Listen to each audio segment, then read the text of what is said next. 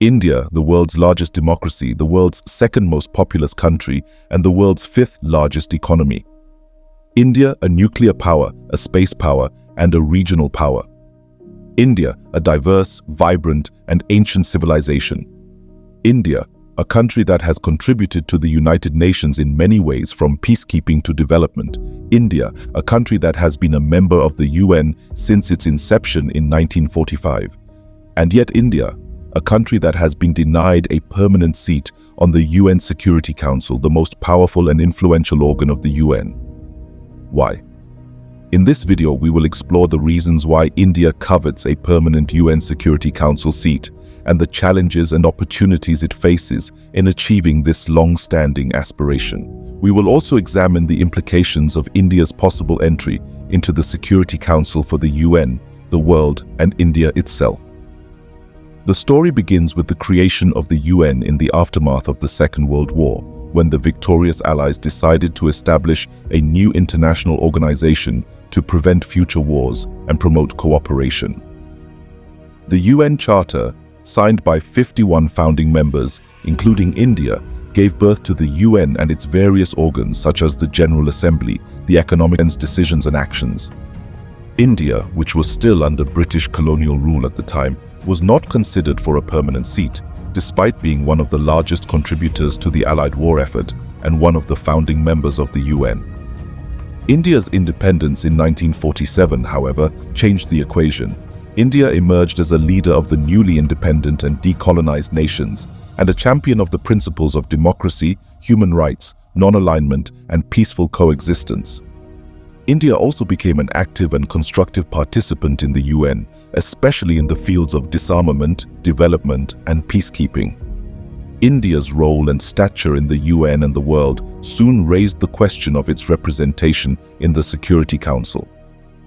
India's first Prime Minister, Jawaharlal Nehru, was offered a permanent seat by the US and the Soviet Union in the 1950s, but he declined, preferring to support China's claim instead. Nehru believed that China, as a major Asian power and a communist country, deserved a seat in the council, and that India's interests would be better served by a friendly and cooperative relationship with China. However, Nehru's vision was shattered by the Sino-Indian War of 1962, which exposed the deep mistrust and hostility between the two neighbors.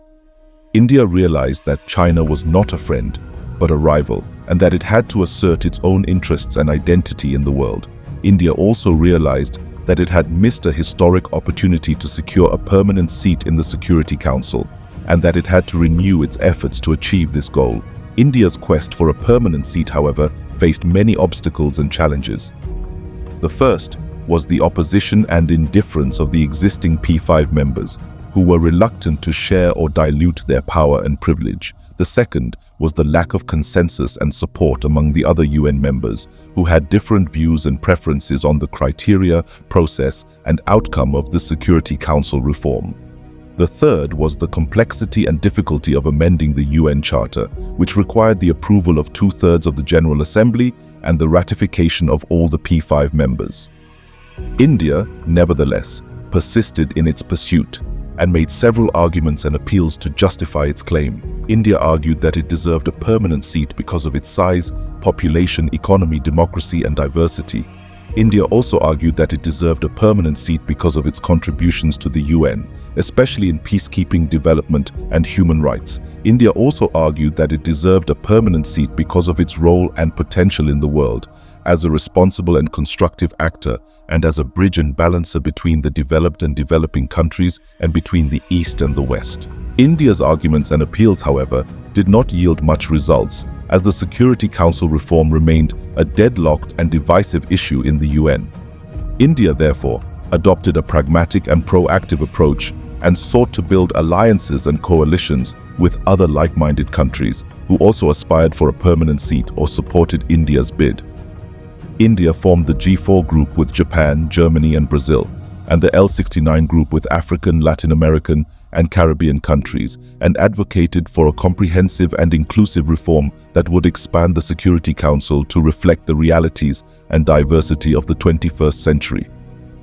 India also sought to enhance its bilateral and multilateral relations with the P5 members and secure their endorsement and support for its candidature. India received positive signals from the US, the UK, France and Russia, who expressed their backing for India's permanent seat, albeit with varying degrees of enthusiasm and commitment. India, however, faced a major hurdle in China, who remained ambiguous and ambivalent about India's bid, and who often used its veto power to block or delay India's interests and initiatives in the UN. India also sought to demonstrate its credentials and capabilities as a potential permanent member by participating actively and constructively in the UN's agenda and activities, and by offering its vision and voice on various global issues and challenges. India also sought to showcase its achievements and aspirations as a rising and responsible power by pursuing its economic and social development, by strengthening its defense and security, by expanding its diplomatic and cultural outreach, and by promoting its values and interests in the world. India's efforts and endeavors, however, did not translate into a tangible and timely outcome, as the Security Council reform remained a distant and elusive dream. India therefore faced a dilemma and a choice between continuing its quest for a permanent seat or accepting an alternative, an interim arrangement such as a longer-term or renewable seat or a seat without a veto power. Why does India covet a permanent UN Security Council seat? The answer is simple and complex. Simple because India believes that it has the right and the merit to be a permanent member, and that it can make a positive and meaningful difference to the UN and the world.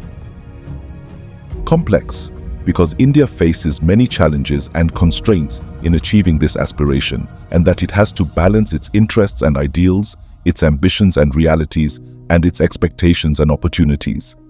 This is the story of India's quest for a permanent UN Security Council seat and how it affects and reflects India's role and destiny in the world.